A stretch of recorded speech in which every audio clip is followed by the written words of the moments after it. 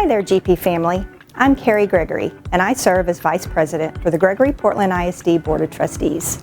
I'm here with our Superintendent, Dr. Michelle Cavazos, to tell you more about the Family Resource Center Maintenance and Transportation Facility proposed for Bond 2022. During the last school year, GPISD conducted a comprehensive facility master planning process led by a company well known across the state for their expertise in school planning and facility assessment. That firm, Cooperative Strategies, toured all of our district facilities and used an industry-standard facility condition index to score our buildings and property. They also worked with a group of our GP community members and school representatives to review the data, and that committee shared results with the school board so we could see how our district buildings were scored. It was also interesting to see how our facilities compared to other school districts in Texas and review the recommendations brought forward by the committee. One of those recommendations was to consider a school bond that would provide a replacement facility for our maintenance and transportation offices and bus barn. Both the office space and the barn scored at about 55% on the Facility Condition Index. This means the industry process for facility assessment conducted by our firm found the current maintenance and transportation facility to be in crisis or failure condition. You can find this information on our bond website under the Facilities Master Plan section and view a copy of the report provided to the school board. The facilities were originally constructed in 1958. With Bond 2022, our community has an opportunity to consider the full replacement of this facility.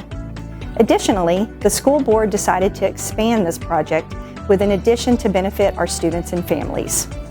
2 years ago, I remember hearing about an idea presented from one of our community members in Gregory. They were asking if it would be possible for the school district to provide a multi-purpose gathering and learning space for families. Today, I am pleased to tell you that our school board and superintendent have heard you. We listened to this idea, and the board approved a decision to include a family resource center as part of the maintenance and transportation facility project. We envision the Family Resource Center to be constructed as part of the larger district facility. However, it will also have a dedicated entrance for our families. It will be a space for families to gather with their students and receive resources they may need for academic support, including help with homework and access to Wi-Fi. There will be opportunities to collaborate with the community for use of the space, as long as the purpose for use is aligned with board policy. It is our intention to provide a variety of support for all families in our district at this location, whoever may be interested to use the space if it is constructed. If Bond 2022 is approved by voters, we will be working collaboratively with key stakeholders and community members to develop the design of this part of the facility. Now, please welcome Dr. Cavazos to share more about how this project, if approved, will be funded as part of Bond 2022. Thank you, Mrs. Gregory. This project is part of the $242 million school bond now under voter consideration. The total to rebuild our maintenance and transportation facility, as well as provide a family resource center, is $25 million. This project would be constructed on or around the same property where it is currently located in Gregory, near Stephen F. Austin Elementary School. This is because the Gregory location is ideal for the Family Resource Center, and also because the current bus barn is located near the center of our district boundaries. The location will continue to help the school district be good stewards of taxpayer dollars, as the price of driving, fueling, and maintaining our buses is expensive, and most of the miles driven for bus routes are through rural areas north and northwest of the city of Gregory. This project is in the first of 3 bond propositions, A, B, and C, offered to our community at no increase to the total tax rate. School finance experts from across the state have told us that GPISD's financial situation is unique compared to other school districts. It is because of this situation that we are able to present a bond package to you, our GP voters, with no increase to the total tax rate. Our local industry currently accounts for 89% of our school district tax revenue, with GP residents covering the remaining 11% for our district. This means that for every dollar paid to GPISD, industry pays 89 cents and residents pay 11 cents. This is true for school district operational revenue and for school bonds, which would include Bond 2022 if voters approve of Propositions A, B, and C this November.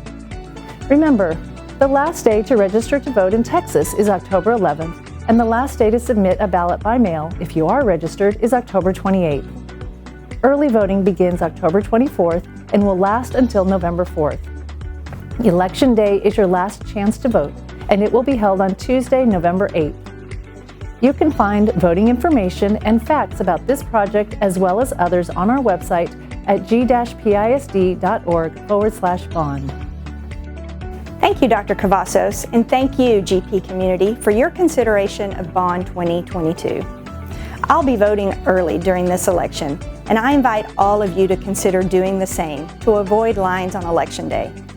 There's also the possibility that sometimes life is busy, and it's important to remember to vote in every election. I want to thank you for taking the time to learn more about this project. Please help others by sharing the information released by the school district, and make sure to reach out to us if you have any more questions. We'll be holding bond informational meetings for the community in the weeks and months ahead, so sign up for GP News on our website to make sure you know about those opportunities. Thank you again, and have a great day.